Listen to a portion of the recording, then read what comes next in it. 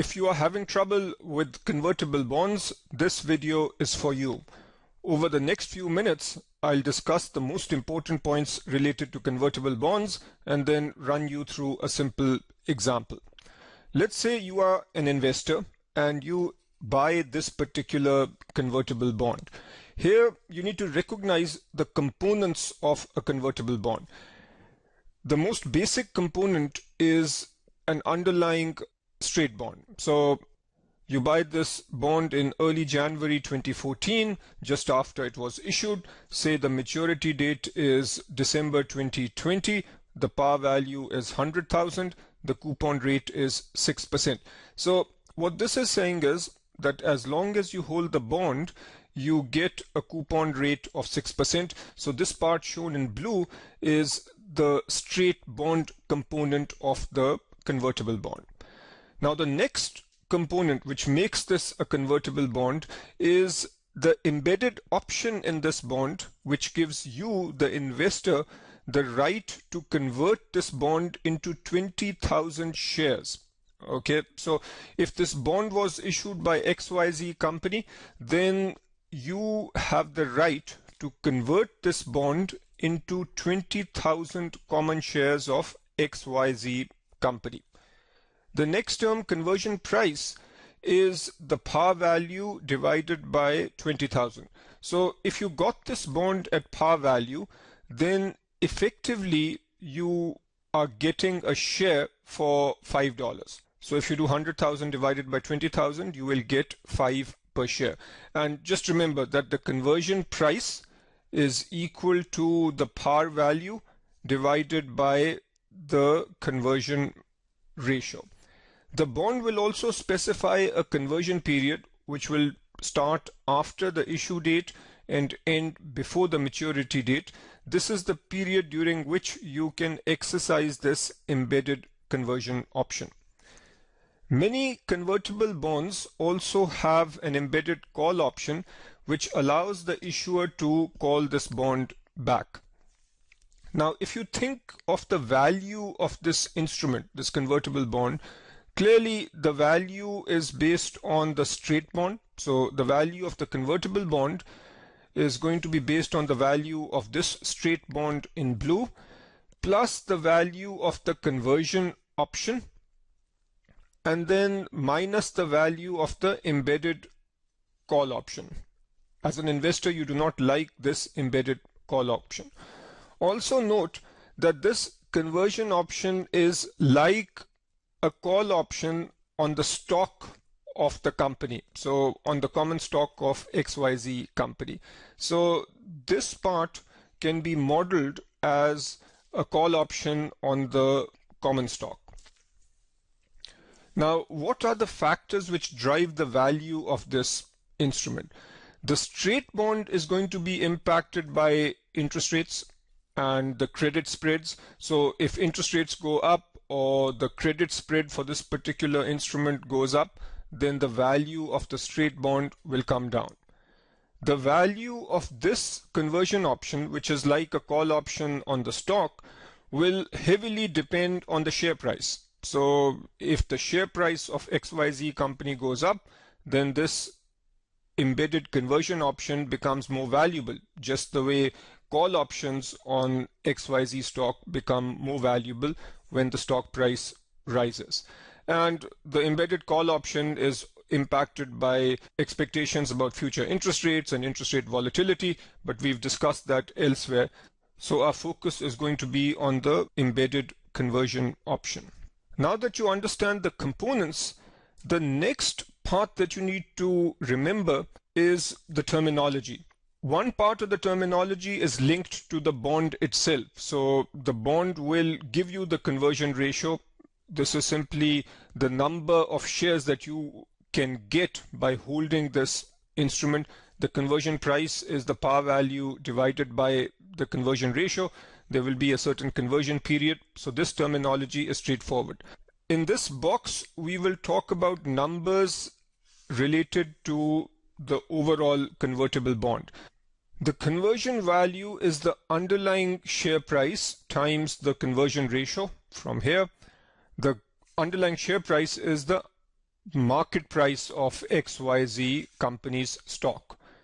The minimum value of this bond is equal to the maximum of two numbers, the conversion value and the value of the underlying option-free bond.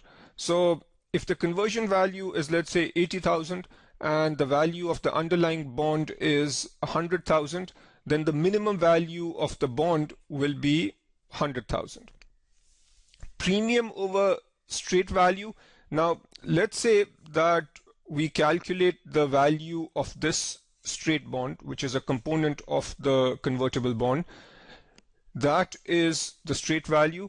The convertible bond price is the market price of the convertible bond. So this is the formula for calculating the premium over straight value. There are three more terms that you need to learn, and these are all related. Market conversion price is the convertible bond's market price divided by the conversion ratio. This tells you effectively how much you would be paying for each of these 20,000 shares. The market conversion premium per share is the market conversion price that you just calculated minus the underlying share price. So XYZ is trading in the market at a given price. That is the share price over here. And the market conversion premium ratio is simply this premium that we calculate divided by the share price. Now let's look at an example where these concepts are illustrated. ABC issues 100 million worth 6% convertible bonds due 31st December 2020. The issue date is 3 January 2014. This bond pays a coupon of 6% annually. The issue price is 100% of par denominated into bonds of 100,000. The conversion period is 3 Feb 2014 to 30th November 2020. During this period, each bond of par value 100,000 is convertible into 20,000 ordinary shares, and it is this feature which makes this bond a convertible bond, and the conversion ratio is 20,000. The initial conversion price is 100,000 divided by 20,000, which is $5 per share. Let's say that at issuance, the share price of ABC is $4, and let's say that the relevant market rate of interest is 6%. The conversion value is the underlying share price, which is 4, multiplied by the conversion ratio, which is 20,000, and this is equal to 80,000. The minimum value of a convertible bond is equal to the greater of the conversion value, which is 80,000, and the value of the underlying option-free bond. If this conversion option was not available, then the underlying value or the straight value of the bond would be the cash flows discounted at 6%, and that would give us a value of 100,000. Since this is a 6% bond and the market rate is 6%, we have a par value bond. So the minimum value of this convertible bond is the greater of these two numbers, which is 100,000. Let's say that on 4th March 2015, the convertible bond price has gone up to 125,000 and the share price has gone up to 5.9. The market conversion price is then equal to the convertible bond price, which is 125,000, divided by the conversion ratio, which is 20,000. So this is 6.25. The market conversion premium per share is the market conversion price of 6.25 minus the underlying price, which is 5.90. So this is 0.35. The market conversion premium ratio is the market conversion premium per share, which is 0.35 divided by the share price, which is 5.90. So this gives us 5.9%. Another view is relative to the straight value. So premium over straight value is equal to the convertible bond price, which is 125,000, divided by the straight value. Let's say that the market rate of interest has stayed the same, so the straight value is still 100,000. Then the premium over straight value is 125,000 over 100,000.